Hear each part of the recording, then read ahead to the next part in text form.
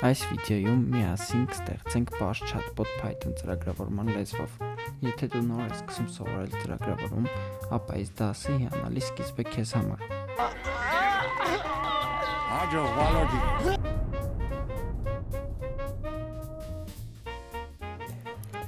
Նախ սկզբի համար եկեք ներբեռնենք Python ծրագրավորման լեզուն մեր համակարգչի մեջ, ինչի համար մենք մուտք ենք գործում Python-ի օֆիցիալ կայք, սեղմում ենք downloads և ներբեռնում ենք վերջին վերսիան։ Եթե վերսիան ձեր մոտ կտարբերվի, ոչ մի խնդիր։ Python-ը աշխարհում ամենահայտնի և ամենահեշտ սովորելի ծրագրավորման լեզուներից մեկն է։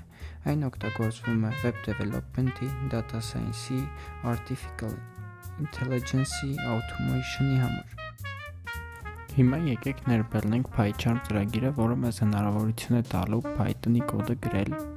և աշխատացնել։ Մտնում ենք PyCharm-ի օֆիցիալ կայք, սեղմում ենք download և ներբեռնում ենք ծրագիրը համակարգչի մեջ։ Նախ կխոսենք այն մասին, թե ինչ է ծրագրավորումը և ինչու է այն այսօր համարվում ամենապահանջված հմտություններից մեկը։ Ծրագրավորման միջոցով ստեղծվում են կայքեր, խաղեր, բջջային հավելվածներ, արհեստանական բանականության համակարգեր և բազմաթիվ այլ տեխնոլոգիաներ։ Վիդեոյի ընթացքում քայլ առ քայլ կստեղծենք chatbot, որը կկարողանա պատասխանել օգտատիրոջ հարցազրույցներին, և միաժամանակ կսովորենք Python-ի կարևոր հիմունքներին՝ print ֆունկցիային, input, while ցիկլին, if, elif, else պայմանի օպերատորներին, և կմշակենք օգտատիրոջ կողմից ստացված տվյալները։ Սկզբի համար մենք օգտագործելու ենք print ֆունկցիան, որը մեզ հնարավորություն է տալուս ցույց տալ այն տեքստը տերմինալում, որը մենք ուզում ենք տեսնի օգտատերը։ Այնուհետև մենք ծանոթանալու ենք ցիկլերին։ Ինչ են ցիկլերը։ Ցիկլերը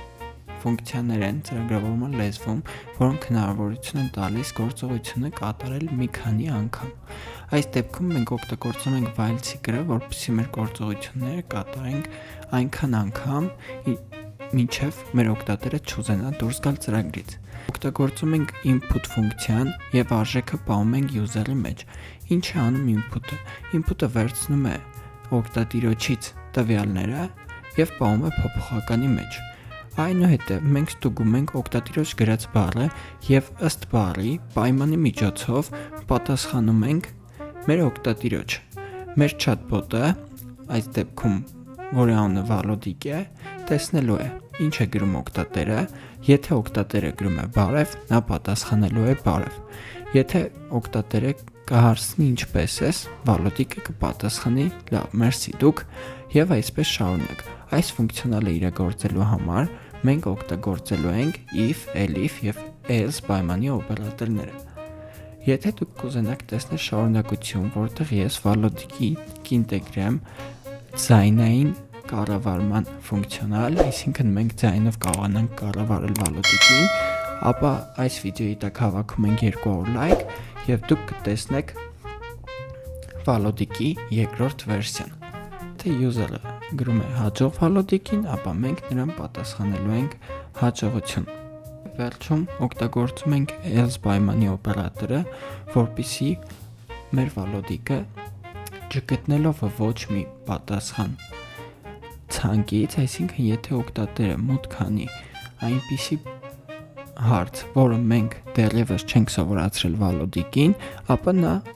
օգտատերին պատասխանելու է, որ նա չի կարող պատասխանել այդ հարցին։ Ստուգենք բարև, Վալոդիկը մեզ կպատասխանի բարև, ինչպես ես, Վալոդիկը կպատասխանի լավ, մերսի դուք, ինչ է Վալոդիկ, և հաջող Վալոդիկ։ Դե ինչ այսօրվա համար այսքանը։ Եթե ուզում եք տեսնել Վալոդիկի երկրորդ վերսիան, որտեղ ես սովորեցնելու եմ Վալոդիկին խոսել, հավաքում ենք 200 լայք, բաժանորդագրվում ենք Արամփա YouTube-յան ալիքին, սեղմում ենք զանգակի նշանը, որպեսզի բաց չթողնենք մնացած հետաքրքիր վիդեոները։